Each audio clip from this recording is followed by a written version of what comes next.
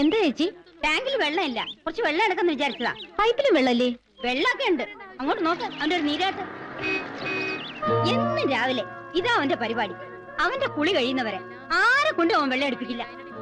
ഇവിടെ ആണുങ്ങൾ ആരുമില്ലേ? കൊണ്ടായിട്ടെന്താ? ആരാ അവനോട് ചോദിക്കാ? എങ്കിൽ എല്ലാവർക്കും കൂടെ പോലീസിൽ കംപ്ലൈന്റ് എഴുതി കൊടുത്തൂടെ? പോലീസ് എങ്കിൽ തീർന്നത് തന്നെ. പിന്നെ ഒരെണ്ണത്തിനെ അവൻ ഇവിടെ കിടത്തി പൊറപ്പിക്കില്ല. വെള്ളം എടുക്കാൻ പറ്റുമെന്ന് ഞാനൊന്ന് നോക്കട്ടെ.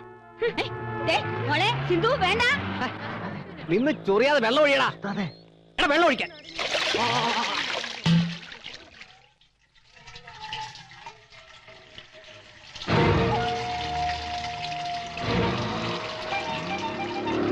ആരാടി വെള്ളം എടുക്കാൻ പറഞ്ഞേ?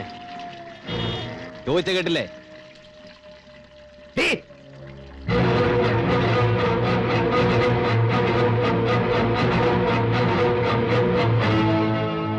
ഈ പൈപ്പ് നിങ്ങൾക്ക് കുളിക്കാൻ വേണ്ടി കോർപ്പറേഷൻ വെച്ചു തന്നാണോ?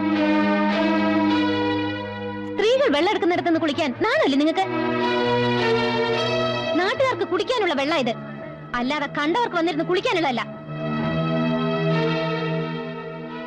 നിങ്ങളൊക്കെ ആരെ പേടിച്ചോണ്ടാ നിൽക്കുന്നത്? വന്ന് വേഗം വെള്ളം എടുത്തോണ്ട് പോ.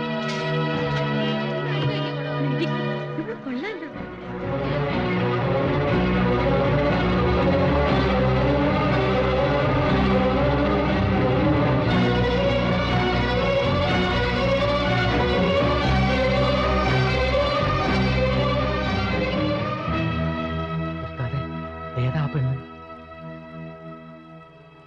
ഒരു ബീഡിതാ.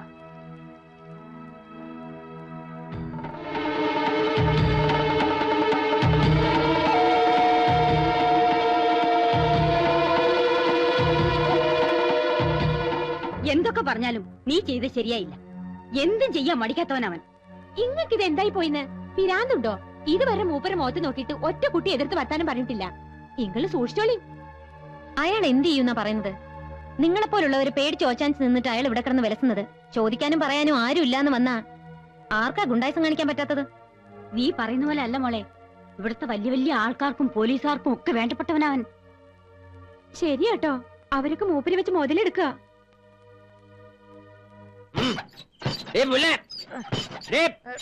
ഇറങ്ങി വാടി. ഒരു മറ്റേടത്തെ മൈസ്ത്രേറ്റ് വന്നിരിക്കുന്നു. നാളെ നേരം വിളക്കുന്നതിന് മുമ്പ് ഇവിടുന്ന് ഇറങ്ങിക്കോണം, അല്ലെ അടിച്ച് പൊളിക്കുന്നതല്ല. എന്റെ കുളി മുടക്കാൻ നീ ആരടി? മര്യാദക്ക് നിന്നില്ല, നിന്റെ കുളി ഞാൻ മുടക്കും. നീ കോർപ്പറേഷനാണ്, ഞങ്ങള് മുനിസിപ്പാലിറ്റി. ചന്ത ചന്ത പൂലൻ ദേവി. മോളെ നീ അവിടെ ഇരിക്കും. അവനൊരു കുടിയനാ, അവനെന്തെങ്കിലും പറഞ്ഞെന്ന് വിചാരിച്ച് നീ അവിടെ ഇരിക്കും. എന്താണ് ഒക്കെ ചത്തോ? നമ്മള് സംസാരിച്ച് നമ്മളെ വല കളയണ്ട. വാ നമുക്ക് പോവാം. ഒരു പട്ടിനെ കാണില്ല. നേരം വെളുക്കുമ്പോ ഒറ്റയെണ്ണത്തിനോടെ കണ്ടേക്കരുത്. നാളെ നേരം വെളുക്കാതിരിക്കാൻ വേണ്ടി എടപ്പള്ളി പള്ളിയിൽ 8 മെഴുതി കത്തിച്ച് പ്രാർത്ഥിച്ചോടി. ഞങ്ങളെ സ്വഭാവം അറിയില്ല.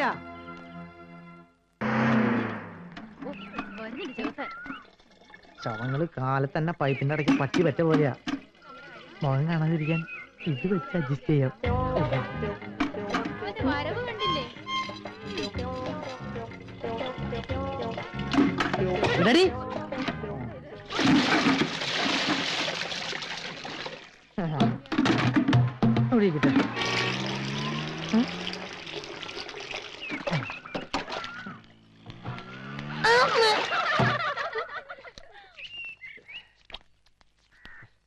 എവിടെയായിരുന്നടാ ഇത്ര നേരം? അടുപ്പില്. ഉസ്താദ് ഒരു കാര്യം ഞാൻ പറഞ്ഞേട്ടോ, വെള്ളം തൂക്കി തൂക്കി എന്നെ നടു ഒടിഞ്ഞു. ഒന്നില്ലെങ്കിൽ കുളി പൈപ്പിന്റെ അടുക്കലേക്ക് ആക്കാം, അല്ലെങ്കിൽ പൈപ്പ് എടുത്ത് കുളിപ്പരയിൽ വെക്കാം. ഇതൊന്നും പറ്റില്ല, കുളി വേണ്ടെന്ന് വെക്കാം. വെള്ളം എടുക്കുമ്പോ എന്റെ തോല് കരിഞ്ഞു പോയി. എവിടെന്നാ വന്നൊരു പീറ പെണ്ണ് മരട്ടിന്ന് പറഞ്ഞ് ചോർന്നു പോകുന്നതാണ് ഉസ്താദിന്റെ വീര്യം. മതി ചലിച്ചത്. ഓപ്പേ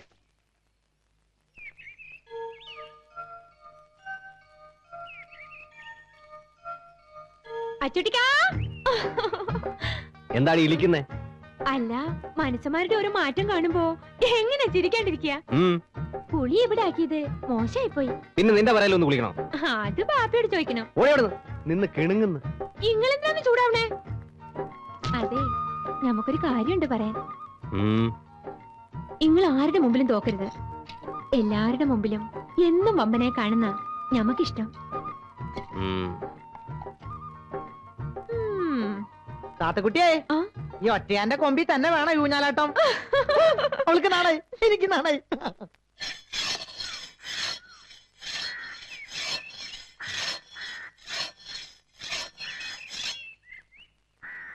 ഉസ്താദ് എന്താ ആലോചിക്കണേ? ഞാനൊരു കാര്യം ചോദിച്ചാ ഉസ്താദ് ദേഷ്യപ്പെടരുത്. എനിക്ക് കുറച്ച് പൈസക്ക് ആവശ്യമുണ്ടായിരുന്നു. എന്തിനാ? നിനക്ക് കെട്ടിയോളം മക്കളുണ്ടോ അട്ടപ്പാടിയില്? അമ്മയ്ക്ക് നല്ല സുഖമില്ലാന്ന് പറഞ്ഞ് നാട്ടിൽ നിന്ന് കത്തുണ്ടായിരുന്നു. നമുക്ക് എന്തെങ്കിലും വഴി ഉണ്ടാക്കാം.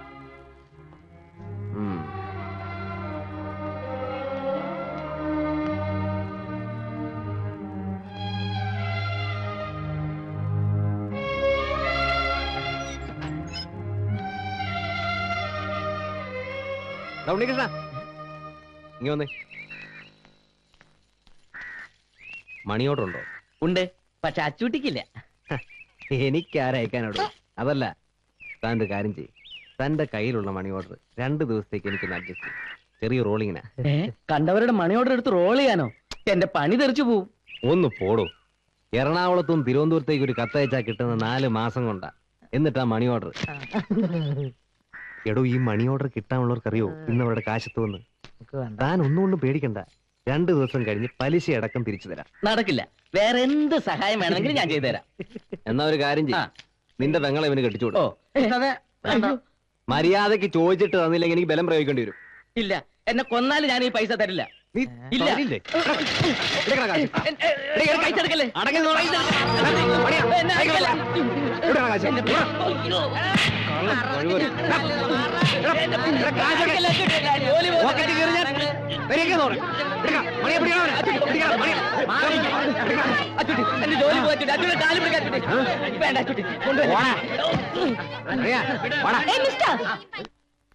വഴിയിലൂടെ പോകുന്നവരെ തടഞ്ഞു നിർത്തി ഭീഷണിപ്പെടുത്തി കാശ് മേടിക്കാൻ നിങ്ങൾക്ക് നാണമില്ലേ? നല്ല തണ്ടും തടിയുണ്ടല്ലോ, അന്തസ്സായി ജോലി ചെയ്ത് ജീവിച്ചൂടെ? നിർത്തടി. നീ ആരുടെ എന്നെ പഠിപ്പിക്കാൻ? ജില്ലാ കളക്ടറോ? അല്ല, സിന്ധു. ആ പൈസ തിരിച്ചു കൊടുക്കണം. മനസ്സിലായില്ല. ആ പൈസ തിരിച്ചു കൊടുക്കാൻ.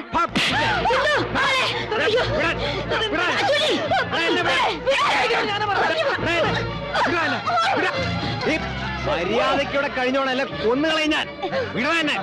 നിനക്കെന്നെ മനസ്സിലായിട്ടില്ലേ പുല്ലേ? അല്ലേ, ഞാൻ തിരിച്ചു വരുമ്പോ ഇവളിവിടെ കണ്ടുപോകാനുണ്ടല്ലോ, നിങ്ങളെ ഞാൻ കെട്ടുകെട്ടിക്കും. പറഞ്ഞില്ലെന്ന് വേണ്ട. വിടാ, വാടാ.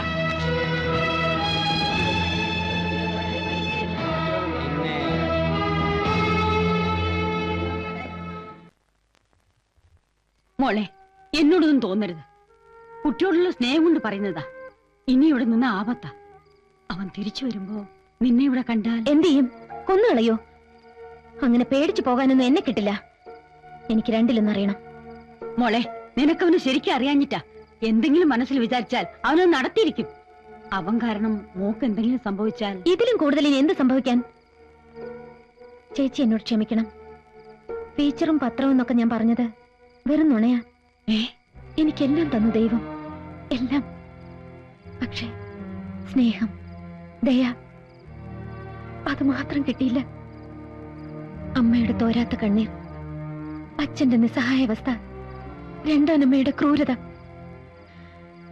വർഷങ്ങൾക്ക് ശേഷം ബിസിനസ് എല്ലാം മതിയാക്കി അച്ഛൻ സിംഗപ്പൂരിൽ നിന്ന് നാട്ടിൽ വരുന്നു എന്നറിഞ്ഞപ്പോൾ അമ്മയ്ക്കും എനിക്കും സ്വർഗം കിട്ടിയതുപോലെയായിരുന്നു. പക്ഷേ വീട്ടിലേക്ക് വന്നു കയറിയ അച്ഛനോടൊപ്പം ഒരു സ്ത്രീ ഉണ്ടായിരുന്നു, പത്മാവതി. അച്ഛന്റെ ബിസിനസ് പാർട്ട്ണർ. വെറും ബിസിനസ് പാർട്ട്ണർ മാത്രമായിരുന്നില്ല, അച്ഛന്റെ ലൈഫ് പാർട്ട്ണർ കൂടിയായിരുന്നു ആ സ്ത്രീ എന്നറിഞ്ഞതോടെ പാവം എന്റെ അമ്മ തകർന്നു പോയി. അവരുടെ അധികാരവും അഹങ്കാരവും നിറഞ്ഞ പെരുമാറ്റം അധികം നാൾ അമ്മയ്ക്ക് സഹിക്കേണ്ടി വന്നില്ല. ആ സ്ത്രീയെ നിയന്ത്രിക്കാനുള്ള ശക്തി അച്ഛന് നഷ്ടപ്പെട്ടു കഴിഞ്ഞിരുന്നു. എത്രയോ രാത്രികളിൽ ഒറ്റയ്ക്കിരുന്ന് കരയുന്ന അച്ഛന്റെ മുഖം ഞാൻ കണ്ടിട്ടുണ്ട്. മാനസിക പീഡനവും കുറ്റബോധവും ആയിരിക്കാം അച്ഛനെ ആത്മഹത്യയിൽ കൊണ്ടെത്തിച്ചത്. അച്ഛന്റെ മരണത്തോടെ ഒരു സത്യം ഞാൻ മനസ്സിലാക്കി. ഞങ്ങളുടെ എല്ലാ സ്വത്തുക്കളും ആ സ്ത്രീ അച്ഛനിൽ നിന്നും കൈക്കലാക്കി കഴിഞ്ഞിരുന്നു. എല്ലാം ഉണ്ടായിട്ടും ഒന്നുമില്ലാത്തവളായി ആ സ്ത്രീയുടെ അവഗണനയും പുച്ഛവും സഹിച്ച് ഒരു അനാഥയെ പോലെ എനിക്ക് അവിടെ കഴിയേണ്ടി വന്നു. സ്വസ്ഥത അതെന്നും എന്റെ ജീവിതത്തിൽ നഷ്ടപ്പെട്ടു കഴിഞ്ഞിരുന്നു. ഒരിക്കൽ പോലും സ്നേഹത്തോടെ ആ സ്ത്രീ എന്നോട് പെരുമാറിയിട്ടില്ല. അവരെ സംബന്ധിച്ചിടത്തോളം ഞാൻ ആ വീട്ടിൽ ഒരു അധികപ്പറ്റായിരുന്നു. വീട്ടിൽ നിന്നും ഇറങ്ങിപ്പോയാൽ അവർ തിരിച്ചു വരുന്നത് രാത്രി എപ്പോഴെങ്കിലും ആയിരിക്കും. ഒറ്റപ്പെട്ട